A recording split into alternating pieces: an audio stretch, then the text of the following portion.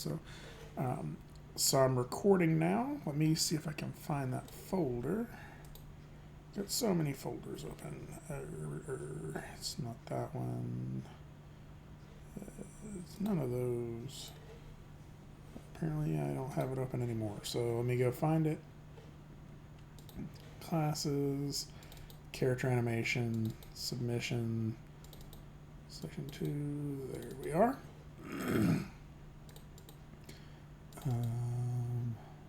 Okay.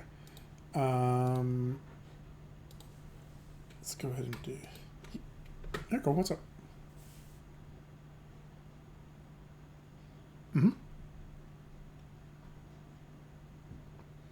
Which I recognize some people are probably still working on timing and stuff, and not really expecting everybody to be right on the money with that right now. So.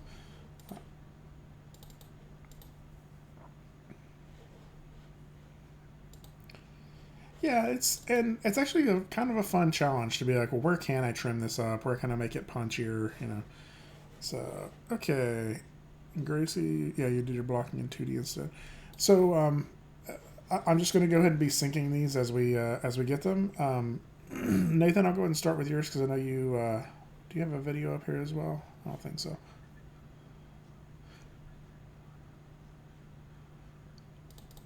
Okay. Okay. I'll just hold off for a second. Yeah, I think everybody's probably still uploading there, so I just figured I would go ahead and start working through them, and then just as new ones get up there, I'll pop into those. Annotate. Let me also share with. Let me reshare my screen so I can optimize for video. And does anybody need sound? Okay, cool. So I'll share with both of those. All right. So when I do that, I lose my videos. Let me get those back. Show video panel. Excuse me. So let's go ahead and click through a few of them here. So Gracie, yours is first here. Let's check it out. So it's interesting. You said you did your blocking and 2D is kind of a. Oh, cool. So this is interesting because a lot of people will do stuff like this. Are you pulling from your video reference to do this pass? Mm-hmm. Mm-hmm.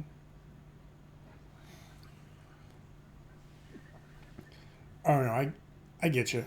So I will say this is an interesting process to do. So, you know, we talk about planning, and mostly, so we're a weird department, and that a lot of people in our department don't like to draw. Um, I mean, it's not always, but like you get a portion of the students who are like, I took this. I'm doing 3D animation because I don't want to draw, and although I don't think that that's everybody, you kind of do still need to practice drawing, even if it's not for drawing's sake; it's for communication's sake. And one of the things that I don't always harp on enough because I know not everybody will do it is the idea of thumbnailing. Um, and this is, I think that's what you've done here on some level, which is a lot of people will put it either right before or right after the video reference that you just do some quick thumbnail sketches of what you think the poses should be, how you think the poses should work.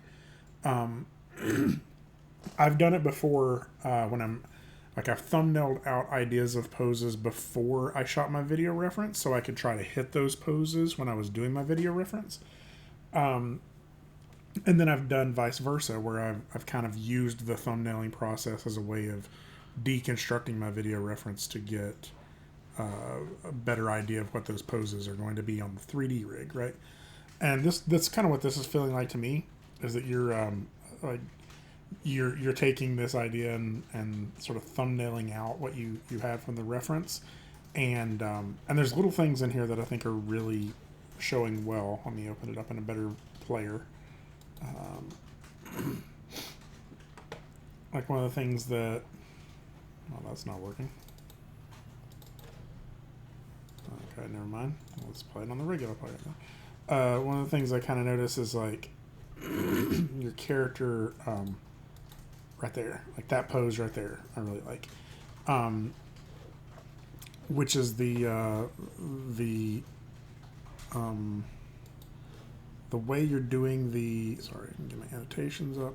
The way you're doing like this arm curving and like coming up that high reads as sort of like this. It's got like an acting level to it. It's almost like this kid is like proudly stomping across, right? Is that kind of what you're going for?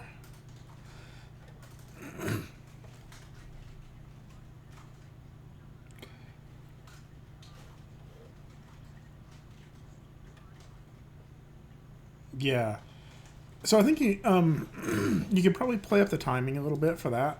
To like have him like slower at the like kind of have the speed accelerate. Like he's slower at first, and then once he gets the confidence, the whole thing kind of goes faster. But yeah, I think that like this is a good way to deconstruct it.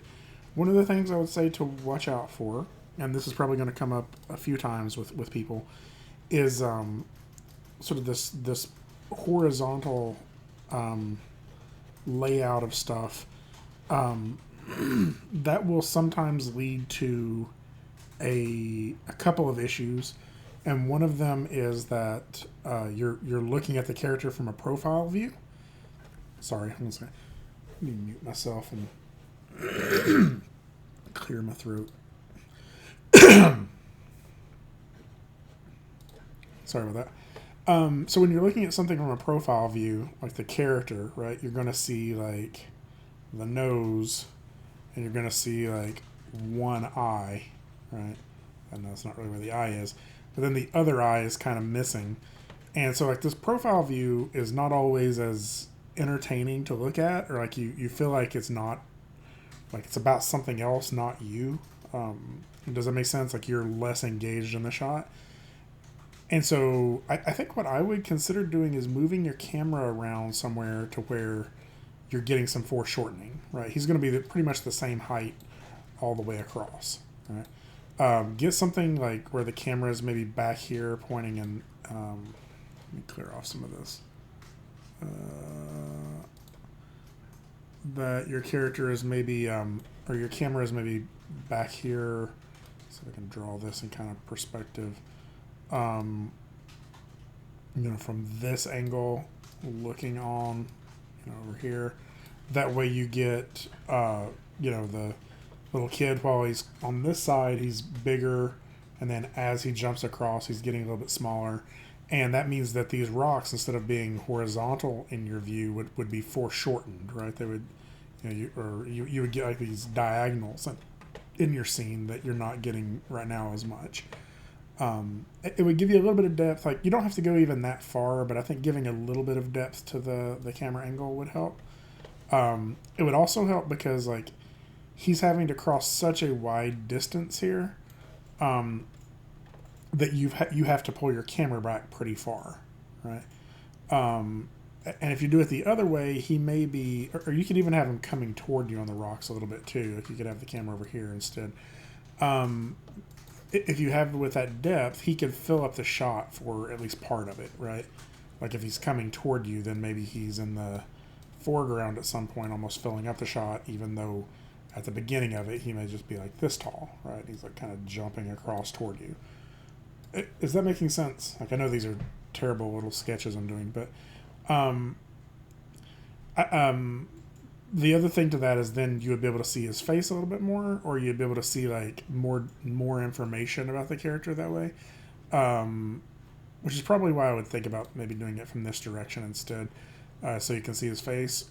Even in like a side-scrolling game, like a 2D platformer or something like that, they'll usually turn the character. The character won't be a perfect profile, to the screen, right? They will turn the character just a little bit. So let me see if I can even remotely do this. So it's like there's their nose, and you get like you can see both sides of their face.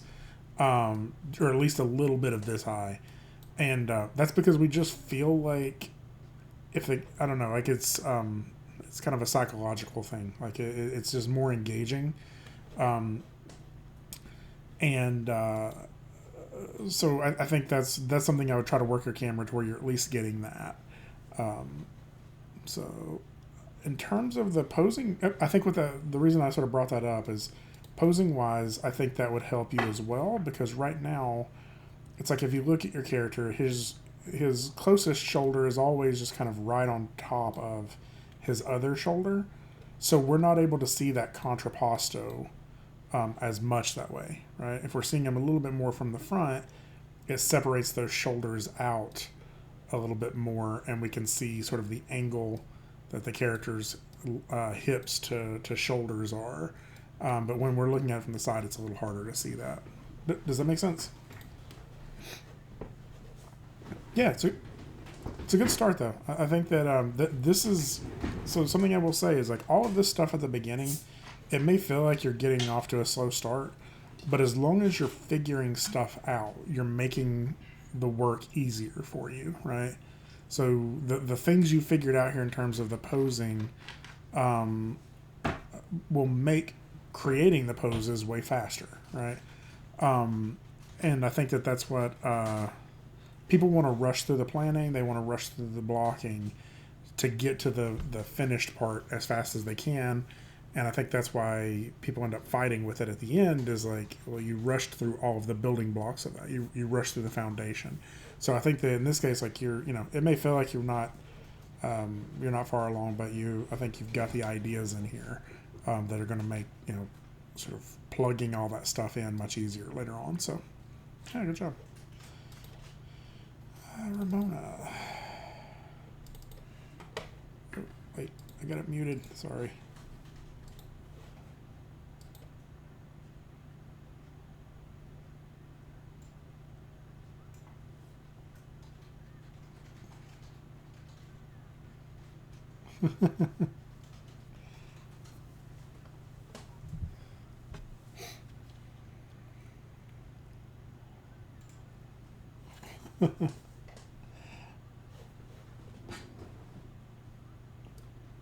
Yeah, oh yeah, that's awesome. So this a you said this is remember this was a reanimate you said?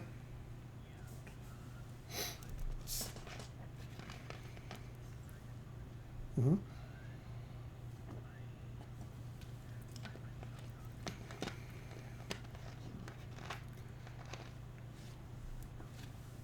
Mm-hmm.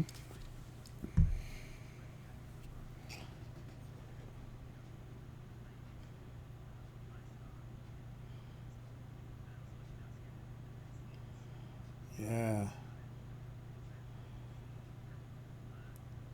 Oh, this is excellent. This is I love that jump and that land. Like it's not just it's like every chance you get to make something do double duty work, right? If that makes sense.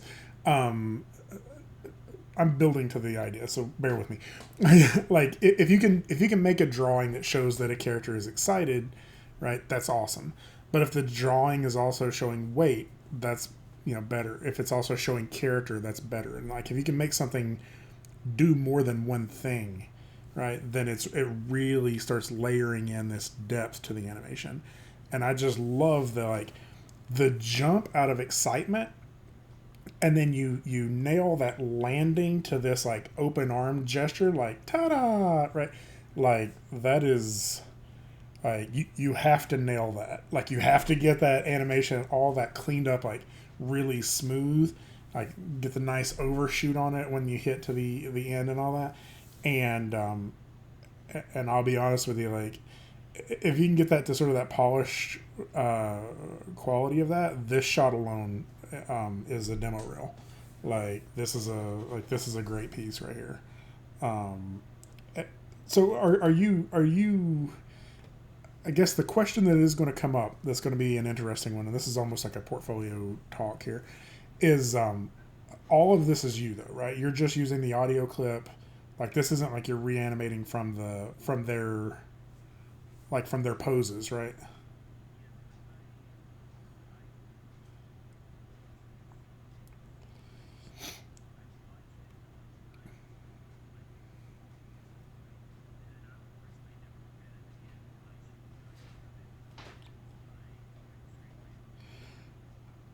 So all of this is your own compositing, your own posing, your own everything, right?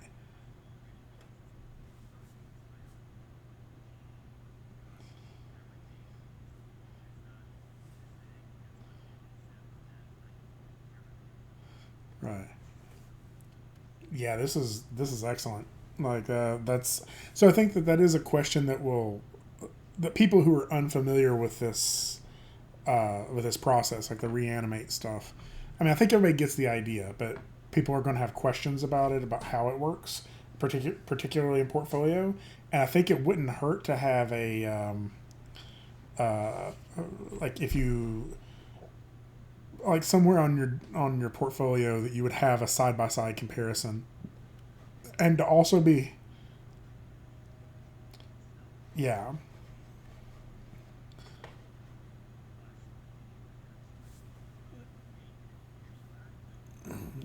Right. I think it's also like important to recognize that you or to make it clear that you're doing it as an homage as a fan. Um because I think there's potential in some of these for the reanimates to be better than the originals. and and you want to make sure that you're saying I liked this so much that I wanted to do my version of it, right? Not that this shot wasn't good enough, so I fixed it.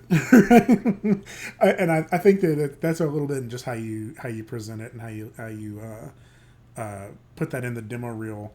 Um, like when it needs to carry some of that information without you being there. So when somebody watches it, they're not like, wait, he worked on Flapjack. It's or she worked on Flapjack. They say this is a reimagining of it or uh, what's the word I'm trying to say? Like I guess homage is the best word I can come up with. Like you're doing this because you want to show the uh, how much you admire this animation and like that you know. So I think that's part of that in the presentation, but also in the demo reel, making sure that that carries along with the that communicates without you being there, right?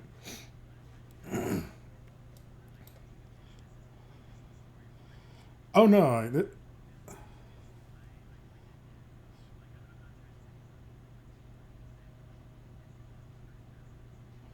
right.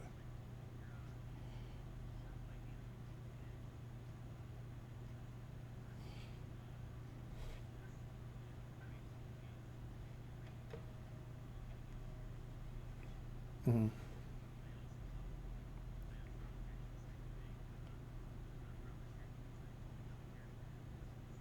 Mm-hmm.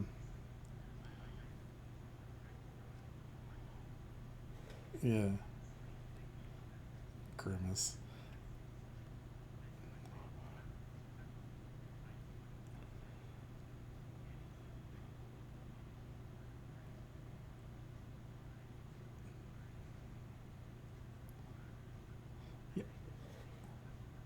Yeah, no, this is great. Um, I'd like to see. I mean, like, correct me if I'm wrong. Like, it feels like um, you got a great audio clip, and then you just made some really creative decisions about the context and the acting in it. And like, this may be something to do more after this piece, right? Because like, I feel like a lot of what's happening here is you're reacting to staging from what you hear in the audio, like you're reacting to posing, um, and those reactions that you're getting are interpreting well into the animation. So I think that would be I don't know. I think this is really successful. So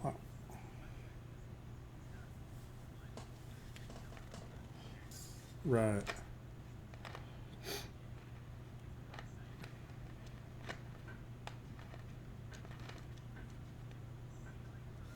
Yeah. Yeah.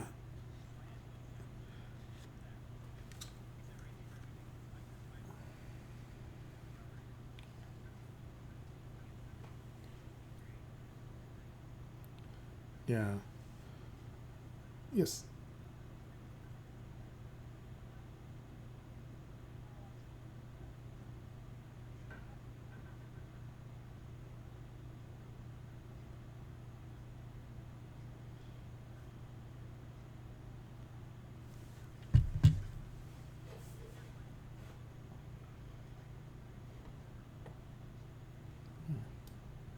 In the first.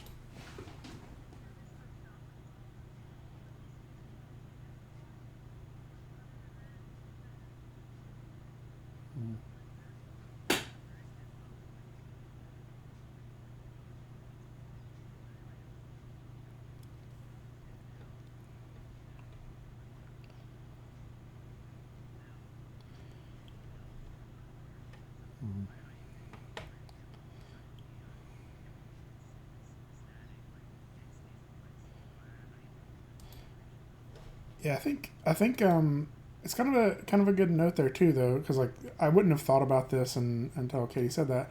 Like you got your face kind of, it usually kind of lines up right here in this angle, and it would be a little bit of a challenge, but would show off well. That if in somewhere in this you kind of did like a fake head turn. Does that make sense to where like then the eyes are over here and the mouth is like here?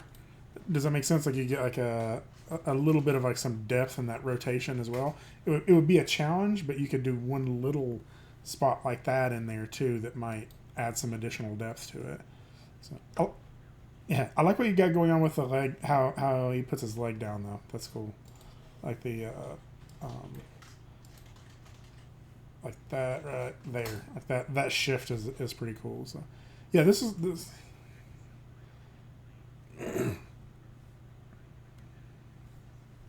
Yeah. But I think this is a great solution to it, and I think this to me is like what you would get in an art test, and I think that finishing this up is going to work out really good. So, all right, cool. Mm. Yeah, cool. I like it. Keep working. I'm looking forward to seeing how that one turns out. All right. I'm gonna open up a couple of these others that got finished here. Dylan, I know I'll let that one. There it goes. Okay, so Scott.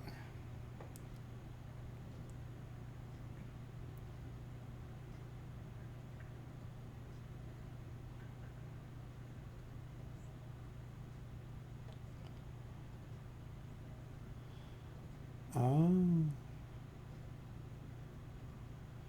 all right.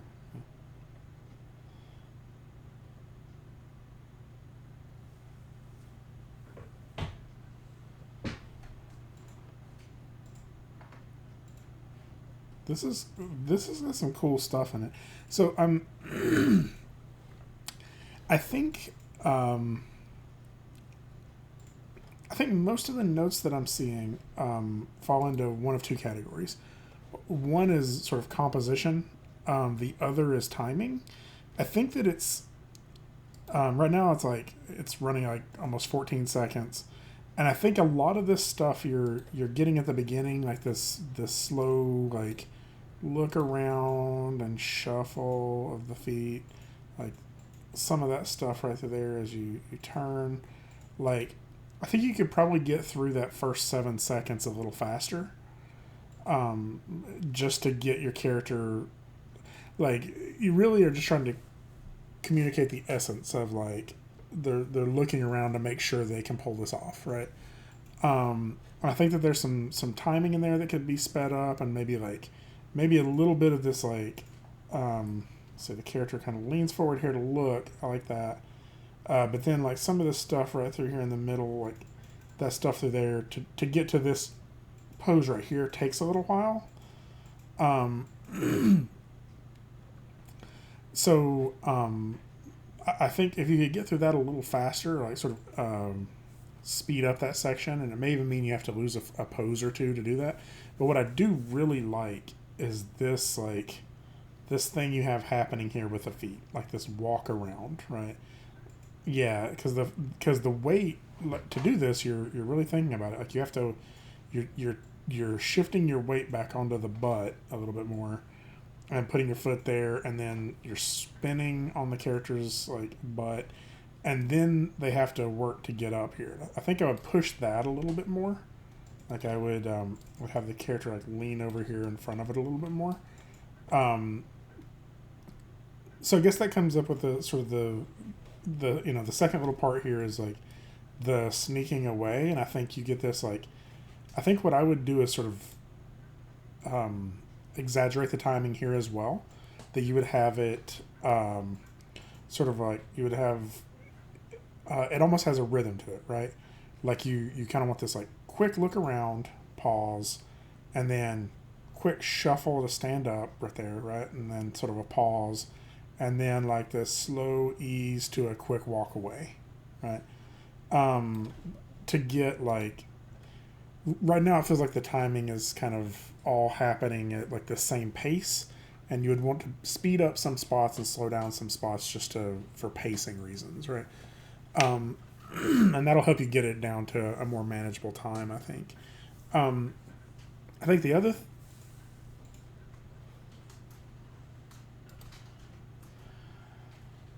yeah, I think the other thing, and this is a little bit of a challenge, is although this is a really cool I don't know how you're going to show this once you render it, right?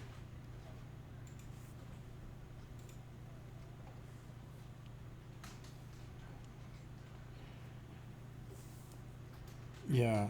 I guess that's what I was trying to figure out is like when you go to render this, this wall will be blocking most of this action, and all we'll really see is what's going on right here. So like it feels like this needs to either be a different camera angle, or maybe this is like bars, like a gel cell bars or something, or like I think my thoughts would I would be probably I would probably spin the camera around a little bit more this way, just so you could see this a little bit more from the profile view. Um, and that may mean you have to kind of work on the poses a little bit and how they communicate to camera a little bit better. So there's that, and then there's also sort of the amount of space you're not using. Like I think I would try to frame it something more like this, and the amount of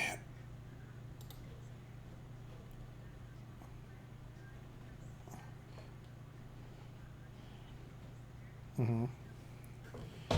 Yeah, maybe what would happen is you just have him sitting on a bench instead of having this wall,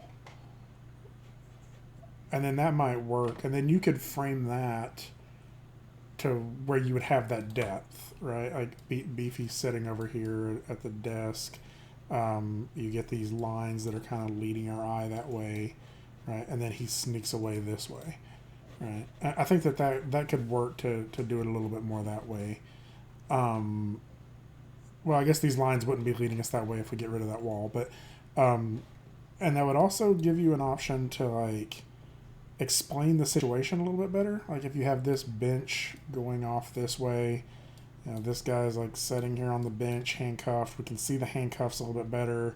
Maybe we can have like a sign over here that says, like, booking or whatever, like, cell block 3 through this door or whatever. And you get those like little pieces of information that's all a little more contained within an area where you don't feel like you're wasting any of the screen space, right? So really I always just kind of ask myself, am I, is there areas of the screen I'm not using at all? And in this case, there's like a lot of it here, a lot of it here that isn't really being used. So the more you can sort of zoom in on that, the better you'll be able to, you'll be closer to the character, so it'll communicate better. So yeah, I think otherwise this is looking good. I would say push the poses, like really exaggerate them, for clarity reasons. Um, and I think otherwise this is looking good. So all right, yeah. So JD, let's see.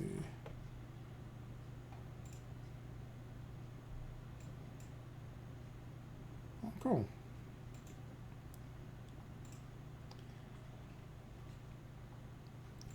So JD, this is one of the ones that it's kind of similar to what I'd said about Gracie's earlier, and that you are primarily sort of this like horizontal space here. Um, Maybe playing around with some depth would help with that, because you would also, like, you're kind of seeing the character in profile, and so maybe play around with the camera angle, and you'll be able to push some more interesting poses that way. Weight wise though, this is feeling pretty good to me. I feel like, and like the poses have some good stuff in them. I think I would spend a little time going ahead and sort of posing in the hands a little bit more. They feel like they're just kind of in the default pose.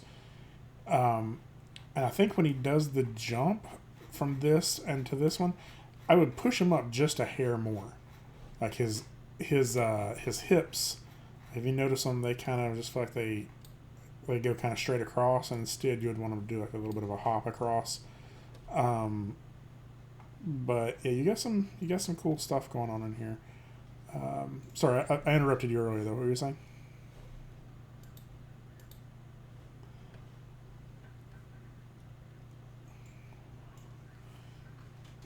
Mm-hmm. Yeah, no, this is actually looking pretty good. Any chance you get to push? So it's weird. Like our spines contort way more than we think, right? So like in this pose right here, like maybe you could, curve the spine forward just a little bit more. And what that would do is it would give you some contrast to either the shots or the frames before it or the frames after it. Like where he's landing here, maybe you would do the opposite. Maybe you would kind of bend his spine back, right? And that way you get this reversal of the spine angle that just makes the spine feel more flexible. Does that make sense? So I think anywhere where you can push that spine curve a little bit more, or the spine like bend a little bit more, I think would definitely be a plus. So yeah, nice, cool. Let's see, anytime, John. Oh my.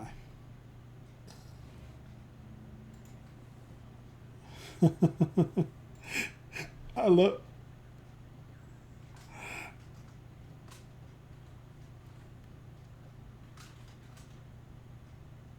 I know, I'm digging where you're going with it though. That's cool. The only real thing. Okay, so when we talk about silhouette, you have a very different silhouette on your character, right? Yeah. Um, but I think finding ways to make that clear, like really, silhouette is just this negative space, right? Um, and so like this gun right now is a good example, right? And that it's kind of like the forearms here, and the upper arm is kind of like right, or the forearm is like kind of right on top of it, and just kind of sort of maybe having the forearm here, and then just angling this out a little bit more right here to where it breaks the silhouette. Like little things like that, I think would help throughout. I kind of feel like the last step that it takes with, I guess it would be the character's right leg, but our screen left leg. I feel like it's a big step for how much right there. Like, I think unless you're going for a stomp, it feels a little bit too high. Like the foot comes up off the ground just a little bit too much. Um, But otherwise, I think this is looking pretty good. I would try right through here as he's pushing himself up. Maybe try leaning the character a little bit more out to this side. Yeah, let me walk back in. That way, like they're kind of throwing their weight over this leg a little bit more. And I don't know where the character bends, but that might be a way of doing that, or even putting this arm out here a little bit more to counter that weight. Yeah, that's looking cool.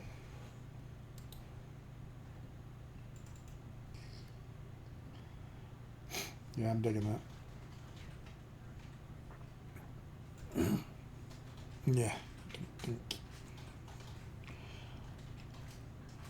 It's a like it's a very challenging step too, though.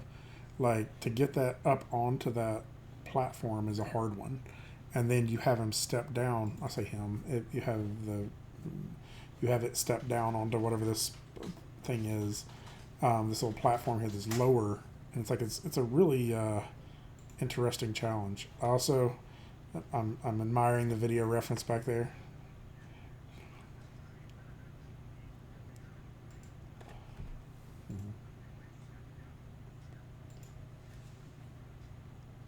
Okay, what's the birthday?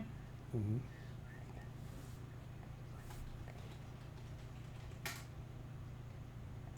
Yeah. Yeah, that's looking cool. Yeah.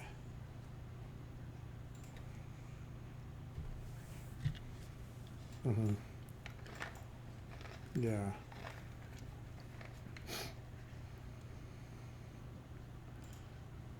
Yeah. Like a lot of like jiggle and impact and stuff when stuff hits hard.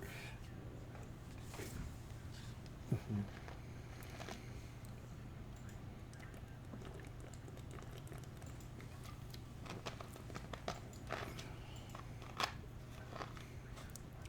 Mm-hmm.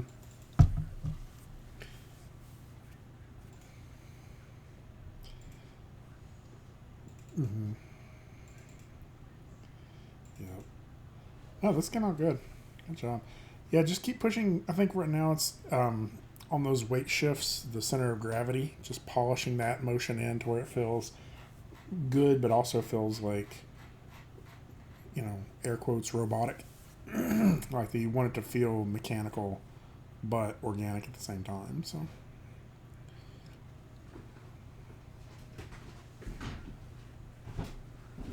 Okay. So, Right. looking at that date, Yeah. Yeah, and that's just combing through the curves on that pretty deeply. I think is the big thing. So yeah, it's looking good. Heck yeah, man. That, yep. What's up?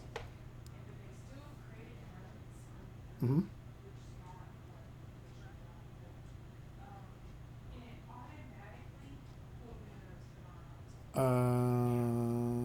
Can you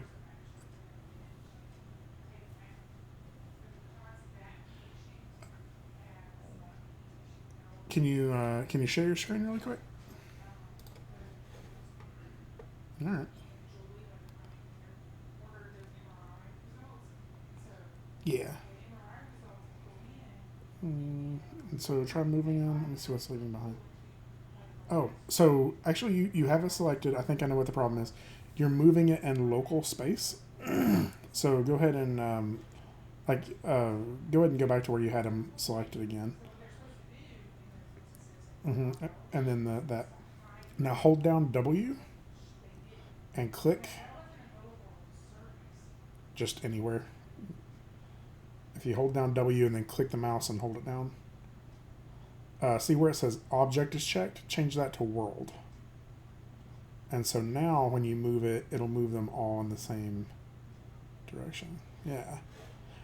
Basically what it is Z for one control is not the same as Z for the other control. And so when you were moving them together, it wasn't moving them at the same time. Anytime. Okay. So, Josh Khan, let's check yours out really quick.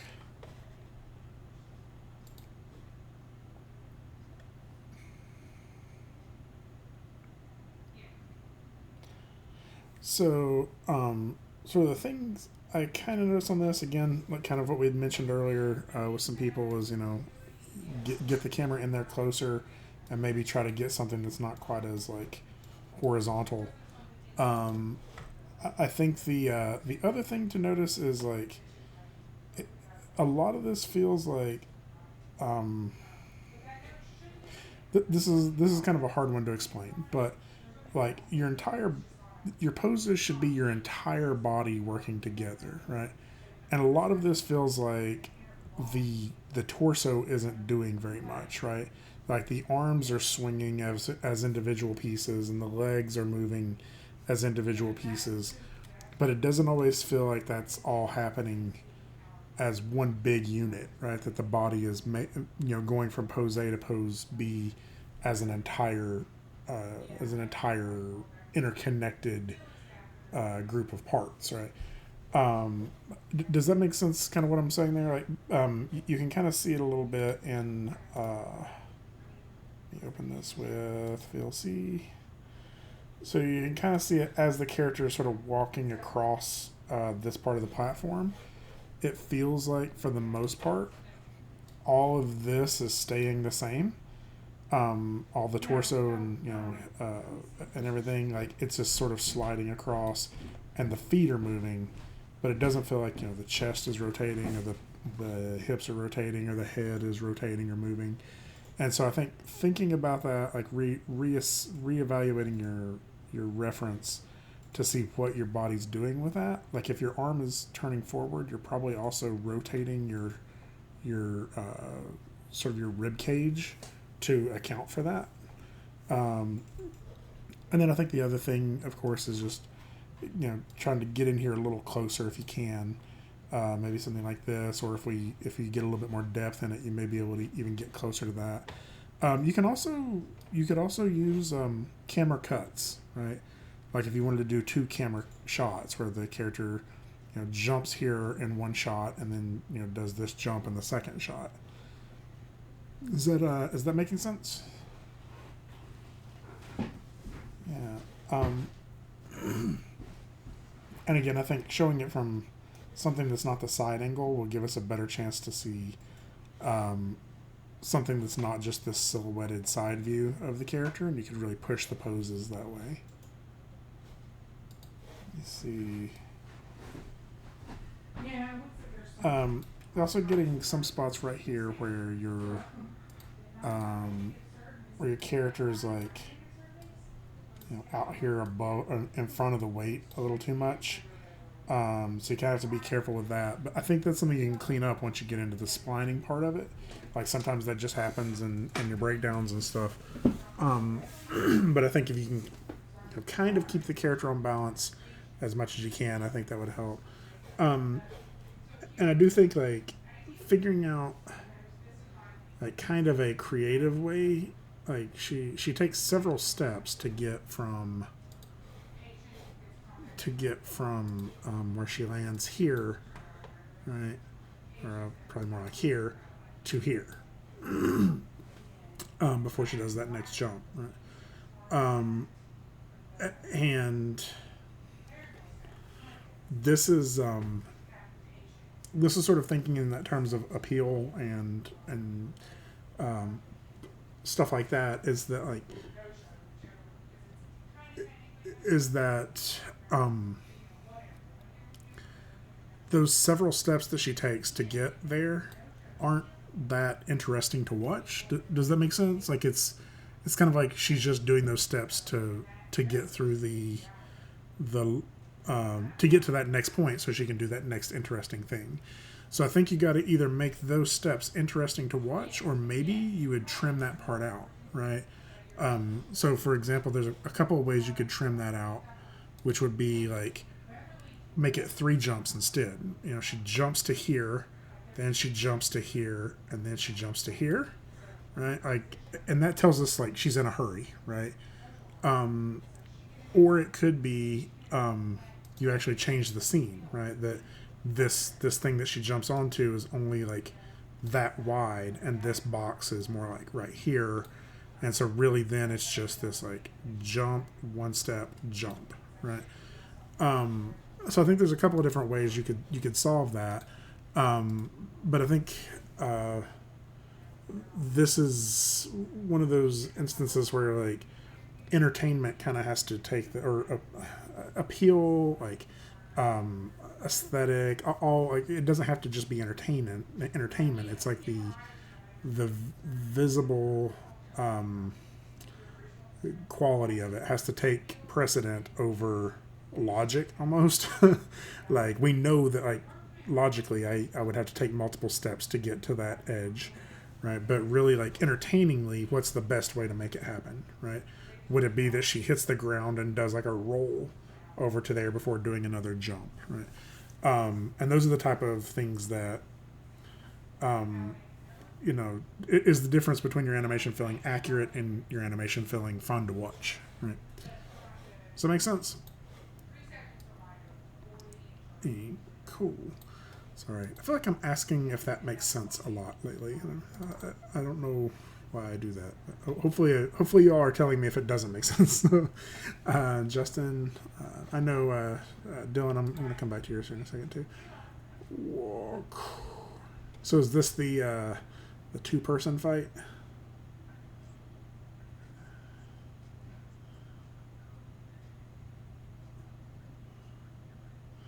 Yeah.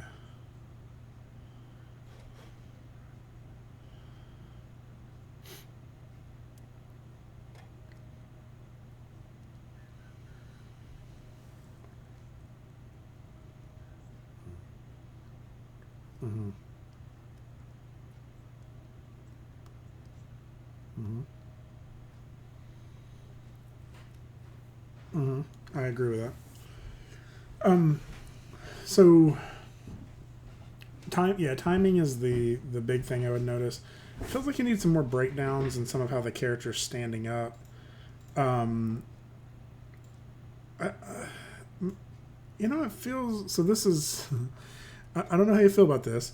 I don't know that I feel like the first two shots are needed. Like, I mean, I know you put a lot of work into that walk, but one of my other notes is that like I feel like this shot is confusing, because I think we're you're flipping the 180-degree rule. So like now we're on the other side of the character again, like, and like really I feel like you get most of probably what you're going for, just starting off with this attack here. And I know that's so are you planning on this going into slow motion, or is this just you've just blocked it out without thinking about timing right now?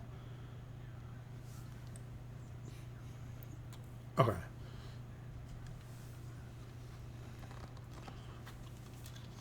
Gotcha.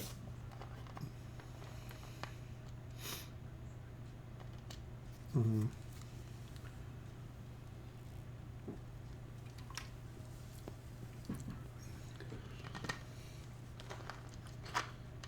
Yeah.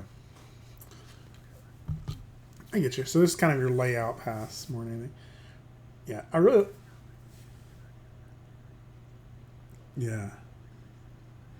Yeah, I think, obviously I break it down quite a bit more in terms of poses, but I think you got some cool stuff going on here.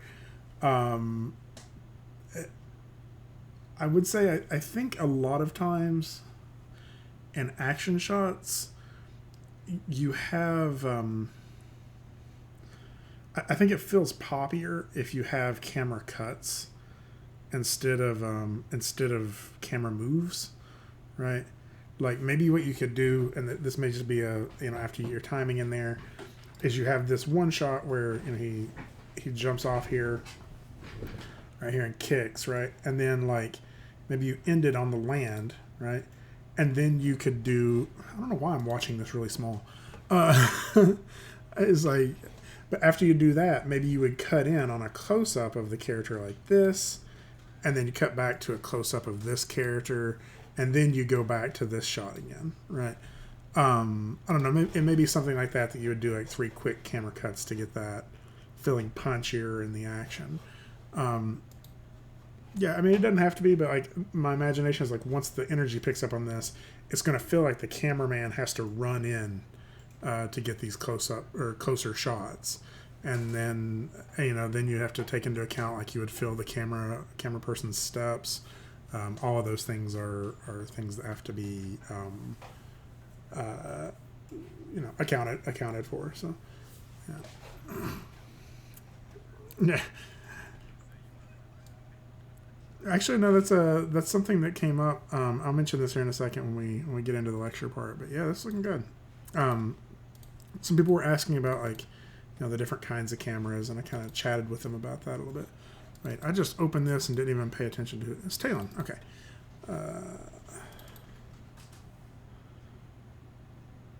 Oh, nice.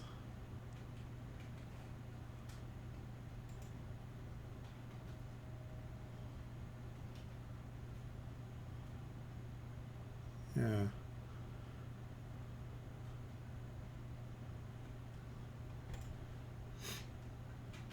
So the one on screen left, right? Yeah.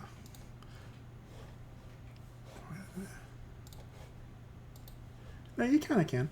Actually, I like this. Actually, I like that's the one I was looking at when I was impressed. I think I would stick with that one. I do think you learn a few things from seeing it from this other view though, about like poses that look good to camera. There's still a couple of weird things happening in the non-camera view. Let me see if I can go back and find it. Well, let me try to see if I can open this up in VLC. Open with VLC. It was right about, let's see. Like that one there to me, I think I didn't realize what it was from this camera angle, but it's the knee direction, right? Like there's something going on in the knee that feels weird that makes this not feel the same from this angle as it does from this angle. I don't know that there's like I don't necessarily know what the solution is on that without sort of getting in there on it, but that would be one of the things I would look at. I really like what you got going on here. I think you could probably push a few of your poses, like this push off pose here. Like that, I think maybe that's part of what I'm seeing. Is it looks like this is a big jump, but it's really just like a step, isn't it? It's like step, step, and then that's sort of the jump right there. Yeah.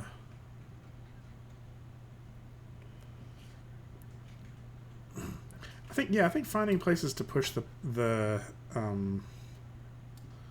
poses like this right here, like this is kind of like your contact and then your squash, right? And usually the difference between contact and squash, for me, I usually try to stretch my contact out. Like I'm just going to draw it up here from a different angle, right? You're coming in for a contact, right? And I like stretch the character out to they're hitting kind of elongated, right? And that way when they land, you can compress them, so you get that squash and stretch. Squash versus like the stretch versus the squash, right? And it feels like right now there's not a lot of contrast between those two, and so you could probably amp that up a little bit. Anywhere where a character is pushing off of something, I always try to find like this is the pose I see here for that. Like this kind of feels like the push off pose on this part of the jump, and that might be where I would where you could exaggerate how straight this leg is. I like what the elbows are doing. You get this like elbow out here, this one here, this knee up here or something like that. But you're really kind of stretching that foot out to make that feel like you're pushing against the log pretty hard. Like you never, if you're jumping, like you very rarely see somebody leave the ground while they're still bend in their knee, right? Like usually they keep pushing on the ground to that very last second, and at that point their leg is completely extended, maybe they're even up on their toe, right? To make that launch. So That moment is probably in that parkour video. You may just need to dig through it. I say that some people will for certain reasons, um, like you like runners. It's sort of like a running technique that you don't land. Like you don't like stick your leg out in front of you perfectly straight to land. You land bent kneed, and you try to jab your leg down underneath you instead of forward, because otherwise it would slow your momentum down. And so there are techniques that may be actually happening here, that he may be constantly keeping his knees bent for like springiness reasons that I don't know. Mm-hmm. But still, I think I would still push it just a little bit on the push offs just to exaggerate it. That's one of the things that's hard about parkour, is that it's designed to look like it's breaking the laws of physics, and so it's hard to animate it and look like what you're showing good physics. So it's a challenge, but I mean I think you're doing a good job. I definitely think that doing some dynamic camera stuff is going to be helpful on this. Because you see that a lot in parkour, like they're just chasing them down. I think you could also recontextualize it a little bit, like it's parkour, but if these were logs and like a swamp, then he's running from some monster or something, right? and I think that also helps to not just feel like an exercise then. So yeah, this is looking cool. Good job.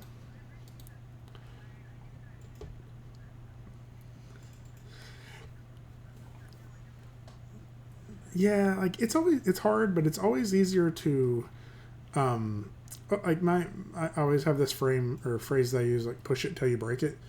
And because it's very easy to go back, right? You just keep exaggerating the pose until you've pushed it too much and then pull back.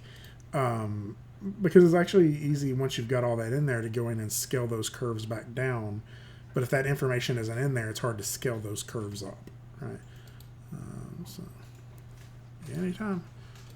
Okay, John.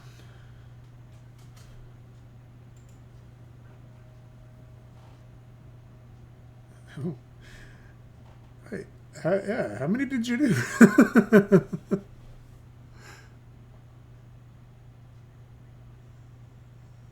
Okay, fair enough. Okay, cool. No, these are looking cool. I like that one a lot. Like some of the others feel a little less finished, but I mean, I guess they shouldn't feel finished just yet. But this one here feels really good. Like that jump across there. Um, like this is something I hadn't thought to do it this way before, but this would show off really interestingly as like in a demo reel. It's the same shot with multiple different jumps. I think I would take some of them to the to a settle point a little bit more, um, if you could. Yeah, especially like that one that kind of ends in a run. Um, but I mean, having said that, like, I mean, you kind of just did the project like 5 times, so I can't really complain. I think you could take any 3 of these and turn it into some final pieces. Oh, I'm sure this is spam. Yeah, that's not real. So yeah, this is looking good. Um,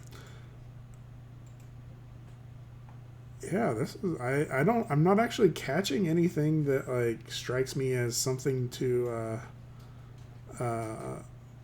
fix. I like that you go back and forth over both of them. I think that you are in a spot where you're where you should be right now. I think the only little thing I would say is like look in spots for where you could exaggerate the spine. So like right here, like in your reference, like you're getting pretty close to what you have in your reference here.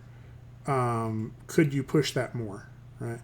Yeah, and exactly. Like Talon mentions, the contrapposto is like really good, and it is, but that's usually where you can tell where you can push it. So if that's your contrapposto, like what would happen if you just increased that on the shoulders here, right? and that would add just a little bit more curve to your spine, right?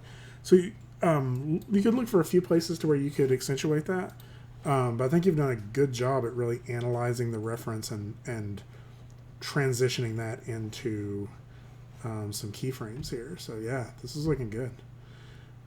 This strikes me as like you see it in like movies all the time, like when people are doing, like you're wanting to show time as passing, and it's just a montage from the same camera angle of them doing, like maybe they're moving, right, and you just see them carrying out boxes after boxes after boxes, right, and this feels like a jump montage, right, and like to me, like that's not something I had thought of before, but that would look really interesting in a demo reel, right? It's a whole bunch of examples of you showing weight that goes by in 7 seconds and carries a lot of impact to it. So this is neat. I'm excited to see how this turns out. Yeah, good job.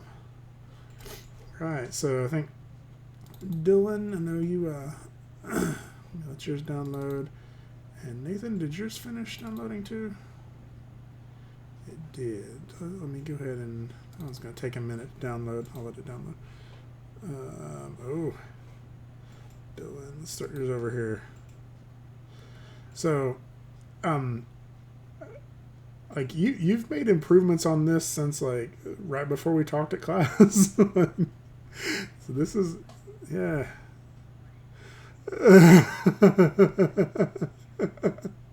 You don't understand. This is a third of it. This is.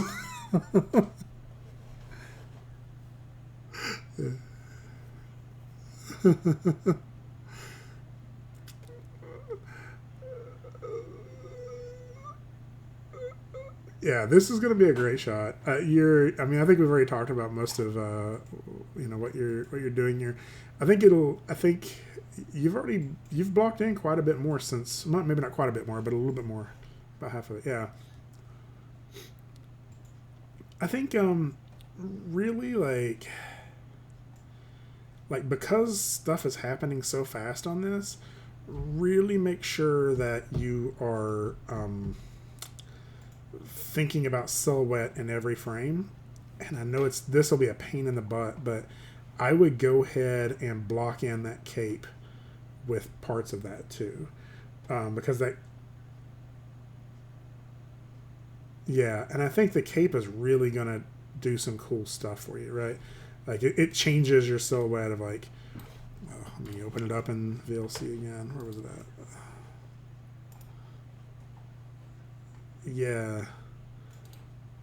Yeah, and like it really like you're gonna have these Spider-Man-esque moments, right? Like right here, where you're flying to the air, where this is just gonna be on there for a few frames, but you really want to make sure that everything about this is just killer, right?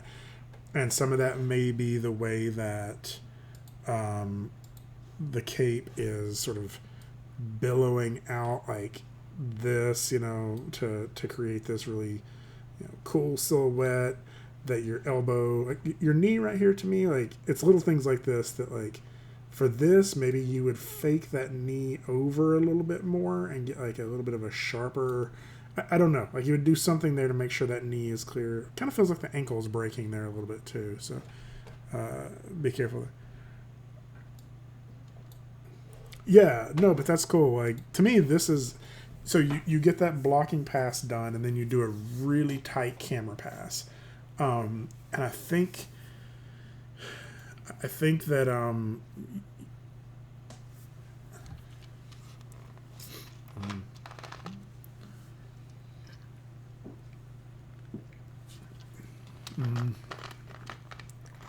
yeah, he's really good at that. I will say that's one of the things I'll talk about here in a minute is what you may end up using is a camera with an aim instead of a camera with oh, is it? Okay. So I wonder if maybe, so is the aim attached to something? Okay. Yeah.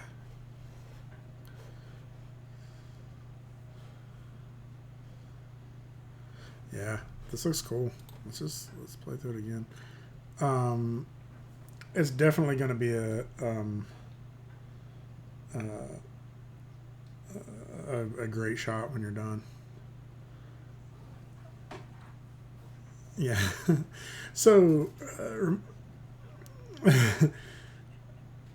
Ramona, I don't know if you remember Kat Hargis, right? I think she has a different last name now. She just yeah, yeah. So she did she never quite finished it.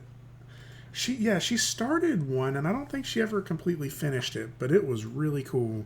And she did essentially what Dylan has here with a camera, and then she took that into Toon Boom and sort of rotoscoped it to get a 3D, a 2D drawing to keep everything in line. So I mean, it's doable, Ramona, if you want, if you're up for that challenge. But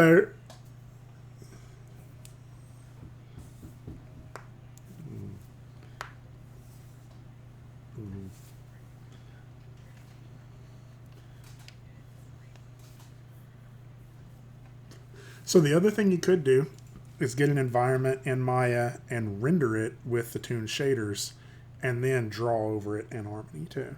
So there's some ideas. So just tossing them out there. But yeah, this is going to be really cool. I would find a couple of moments for some, like the hang time is where you're going to be able to break up your pacing, right? And to me, like that first jump right here, I would keep him up in the air, right? Like let him hit this like pose here, and just kind of like sail through that for just like a 15 frames or so, right? Like it's kind of like you're going to be looking for these moments to like drag it out and to stretch it and to like then speed it back up again, right? And I can't. I wish I was like a better drummer. I wish I could like explain it with timing, but like you open up with this like boom boom boom, and then you want this like crescendo to hold, right? Like boom boom boom boom boom boom, and then like you want it to kind of hang as they like fly through the air there just for a second, and then they can hit the ground, and then it's like boom boom boom boom boom boom boom again. Like it's got this um, what you call it, Morse code of like longs and shorts, like and it feels like there's a lot of shorts in this. Like there's a lot of like really punchy things, and I think breaking that up with a couple of these like long like almost floating through the air hang time segments, like right here on this jump here, I think you could probably do it too, which you kind of do, but like that's another spot where.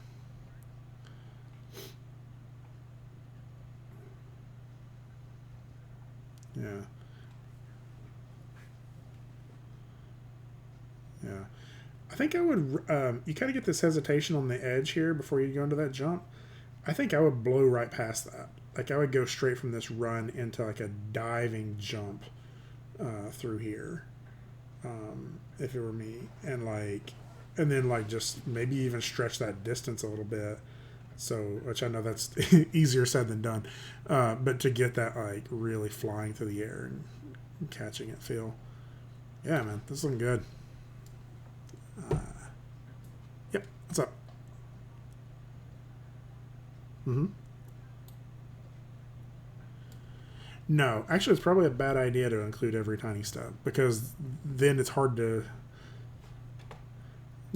Nope. So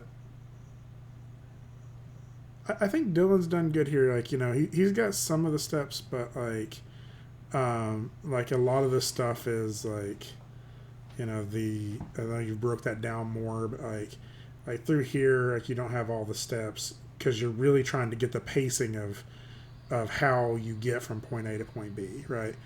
And it's way easier to scale that if you don't have all those little steps because then you have to delete the steps and yeah, no, this is looking good. All right, I think the last one, Nathan. I know you said you also have some renders in here for boxing glove you're making for the character, so that's cool.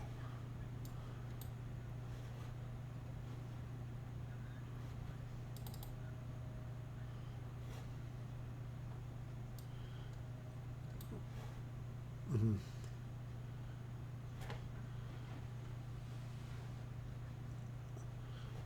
So actually, you can just duplicate it and scale it to -1 in space. Does that make sense?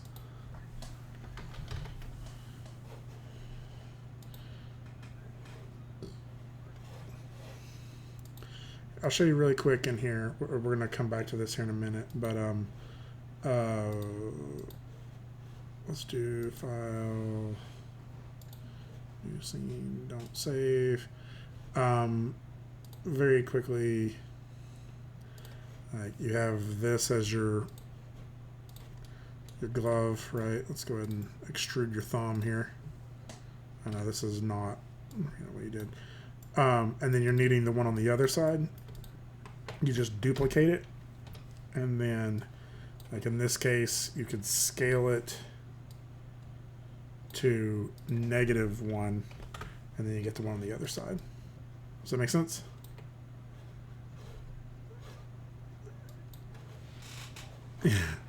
Nah, it happens. You're good.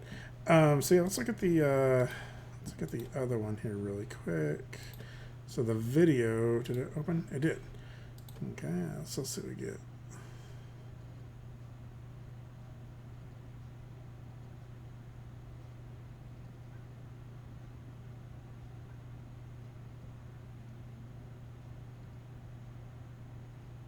Yeah. So, a couple things I'm kind of noticing. Like this punch, I think it's reading like mainly like it's happening in the arm.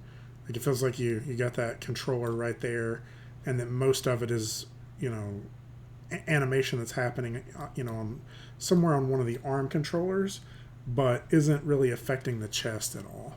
So if you notice, like when your character does that swing, like see how it feels like it's mainly like the arm swinging and not really like you can feel the chest rotating a little bit, but you probably also have a clavicle controller up here that would allow you to kind of get a little bit more of that shoulder motion in there. So it feels a little bit like it feels like you need to make sure you're focusing on like the pose to pose idea, that everything is like the entire character moving as a pose. So like right here, like this, the foot slides back, and he kind of takes a step over to the side, and I think that all of the upper body here just sort of feels like nothing changes in any of that. Whereas really, like you would maybe you would roll your chest forward, lean your head in, bring your elbows out, or something like that. Like it's it's hard to move any one part of your body without it affecting other parts of your body, right? Even if you just like, if you right now just started waving your hand, I don't know if y'all can see that I'm doing that right now, then it's going to shake your chest. It's going to shake your sort of the rest of your torso.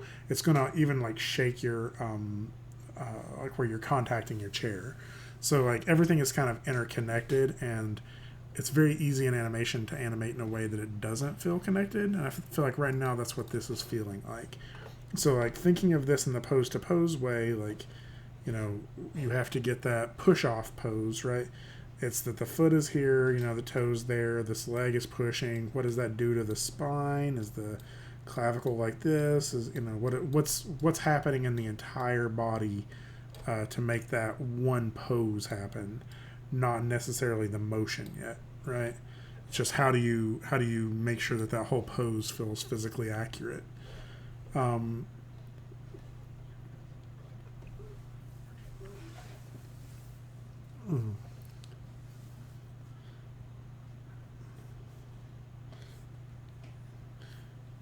Yeah, I think.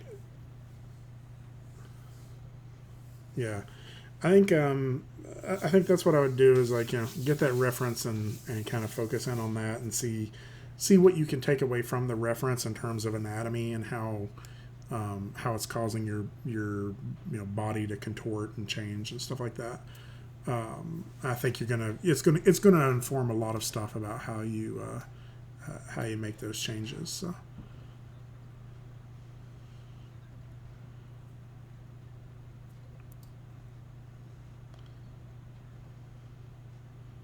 Sounds good. Cool. I think I got everybody else. Okay, so I want to talk about a couple things here really quick. I know it's kind of we've been going on for a little while here. I feel like I want to make sure we get through everything, so I'm just going to jump right in. So we have the next thing I want to go into is talking about breakdowns, right? So I'm gonna jump into this here in just a second. But a breakdown is is sort of the next phase after blocking, and I recognize that not everybody feels like they're finished with blocking, right? And that's fine, right? But before I jump into that, I did want to remind people a couple of things that there were a couple of things that came up in the previous class as like questions, and just to make sure, like usually when a question's coming up with one group, it's coming up with multiple groups. So I wanted to talk about them really briefly. One is the way that you pick your character, and I'm not sure that this is like, this may have came from another class or from another type of rig or something. But if you show all of your character's controls, I think Maya is a little confusing to some people sometimes, that if I click that, it looks like I have everything selected, right? Yeah, it happens to a lot of people. And it's that when you pick a parent of an object, the child sometimes looks like it's selected as well, right? You can see that if I did it highlights them both. I don't know what that is. I keep getting that error. It highlights them both, right? And so if that's a child of that, and I pick this, it looks like I picked both boxes, but I'm really just selecting the top box, right? And I think that's confusing some people in the way that they select their rig, because sometimes there's like this selection priority for stuff, and you may have drag selected stuff and like felt like you picked everything, but really it's just setting a keyframe on just this. And so I wanted to kind of remind everybody, like there's ways of picking that. Not every rig will have it, but like this rig has it, which is just the selection set here. And if we expand that, this is basically the person who's doing the rigging just said, all of these are your controls. Like they kind of did us a favor and made this list of all of our controls for us, right?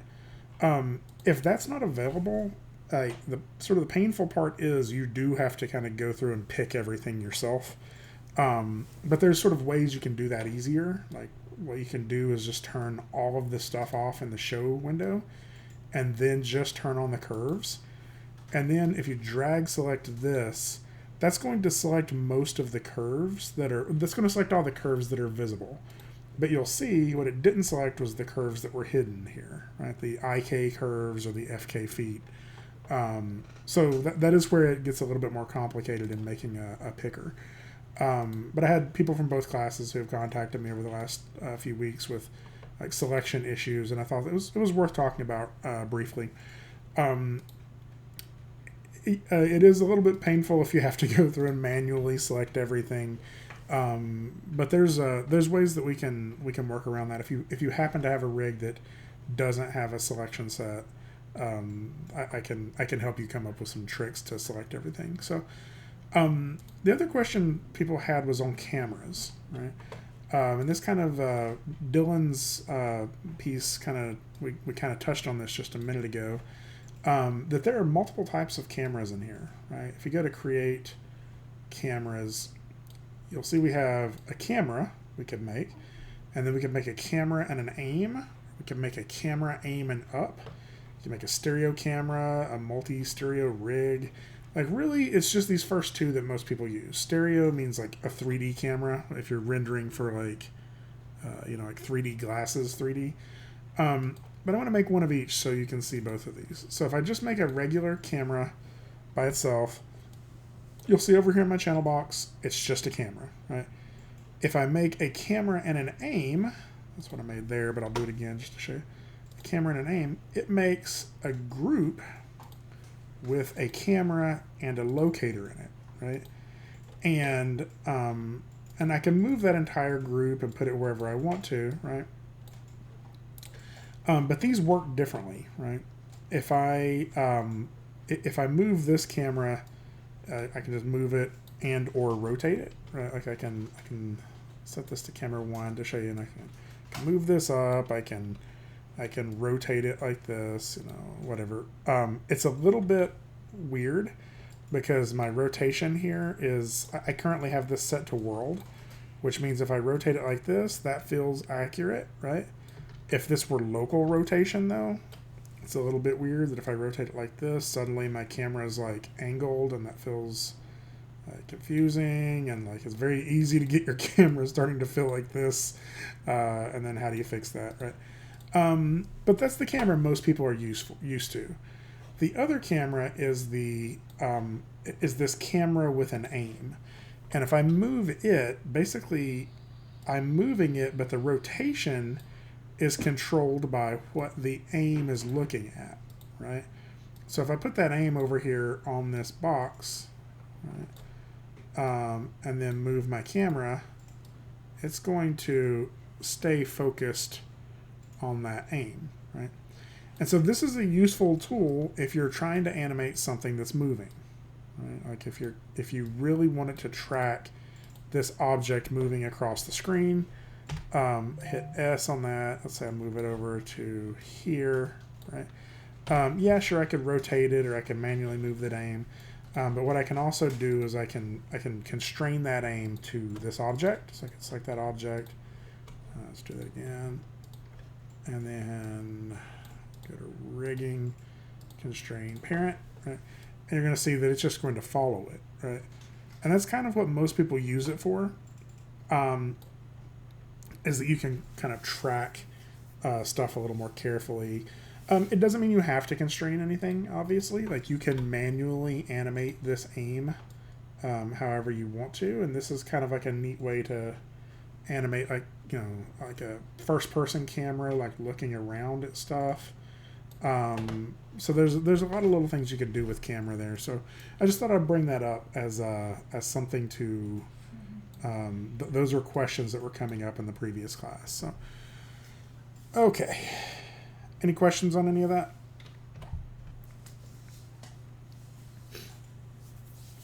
All right. Let's jump into breakdowns. So, blocking is creating all of your key poses for that are necessary to convey the motion, right? Or to convey the action. It's not the motion necessarily. It is the key elements of the action that are required for it to be clear, to be understood, right? Like I always say, this is a good example is, to have a jump, you need that, you need the anticipation down, you need the push off, you need the character up in the air, you need that contact pose when they're landing, you need the squash after they've impacted, you need them to kind of go back into a neutral position.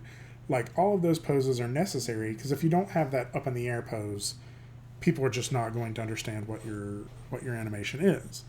It's not going to read as a jump, it's just going to read as a character like squatting or something. Can you all see my video? Or just the screen?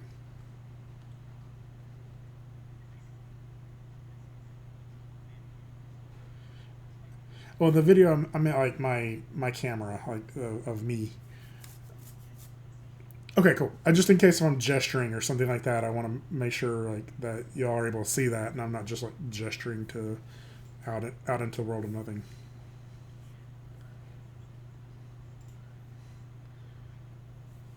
Oh, that's a good point. I do totally need to do that. Is that in Zoom setting? It's weird. It's actually not low lighting. It's backlighting. That's what I need to figure out how to fix. What is that? Turn on video. Adjust for low light. Oh, that worked a little bit better. Nice. Cool. I'm going to keep that on. Thank you, Ramona. I'm always fighting with that. Ramona just fixed my camera. So, I know, but I mean, she's been looking at you for all these months. It's been like a year. yeah, I mean, I always say I look like I'm in the witness protection program, like in this thing, because it's always like Greg is a silhouette. Like, it's just like all you can see. I need like one of those like voice changers. Okay. So anyway, no, I was just curious, like if I made a hand gesture, if I was trying to, show something, like it would be clear, or that you would all be able to see that. Because I know sometimes when I'm screen sharing, the video disappears. So let's hop back into Maya here. So those key poses that we've just said are your blocking pass, right? And so we need those poses. Obviously, this is our default pose. This is we call it the T pose, right? So I went ahead and made a couple of poses here, these two poses, and call it look left, look right. Right? So we could have all sorts of scenarios that this is, like the character crossing the street, like what are they doing? But let's imagine these are our two key poses that we've been trying to show, right? Or they're a part of our blocking. These are 20 frame or 10 frames apart, right? And so that's giving Maya, 8 frames to make bad decisions, right? Maya is your in-betweener, and it's going to figure out, or it's going to try to figure out what to do on all these frames in between. Now, I currently have mine set to step, so Maya is not making any decisions for me right now. We're only able to see the two key poses that we have. But if I were to let Maya make a decision on what the breakdown pose, like what happens in between those, if I were to go halfway in between those two poses, what I would get is this, right? And so no matter how much time I spent crafting this pose to try to make it appealing or to try to make it look good or whatever, or the next pose, no matter how much time I spent on that, the best Maya can come up with as an in-between is this, right? And that's just really not a good pose. But we understand what Maya's doing here when we think about it, right? It's just blending from one to the other, essentially. It's a linear transition from point A to point B with a little bit of ease on each end of that, right? A little bit of ease out, a little bit of ease in. And so this is kind of like a 50% blend of each pose, right? Not very much style or creativity went into this. And that's because Maya is, in terms of in-betweeners, Maya is not a very creative one, right? In traditional animation, when in-betweeners was still a job, that person could make creative decisions, right? And those creative decisions were informed by whatever the keyframe animator was doing. And that's what we've done is we've set the keyframes and we've said, okay, Maya, fix it, finish it up for us. And it's just not creative. It's making bad decisions. So the breakdown pose, or the breakdown phase, is where we go in and we have to make those creative decisions about how we transition from pose A to pose B, right? We have to make that, because that could happen in an infinite number of ways. Maya is always going to choose the vanilla one, right? It's going to choose the very boring option for this. I'm sorry for anybody who loves vanilla, but you're wrong. Chocolate is better. So I'm I always feel the need to, I always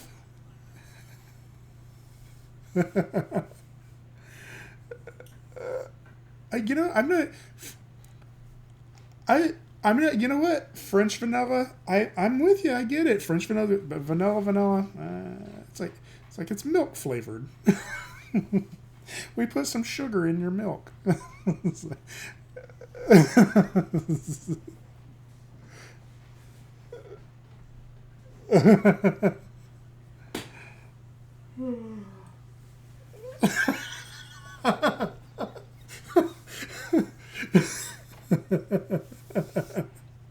Don't go off of. Yeah. No. I love chocolate. Anyway, whatever. It's maybe it's not the best terminology for it, but you get the idea. Like this is not, we get to add the spice to this, right? I mean, whatever that is though is a creative choice, right? And that's to me why this is one of the funnest parts to me, right? I've already laid some very creative foundations to this, and now I get to add to it with. It's like I get to add that extra layer of creativity that's beyond just the basic communication of the shot, right? This is about if I'm going to figure out how I'm getting from pose A to pose B, I can make creative decisions, right? I could make the character like dip their head on their way there, right?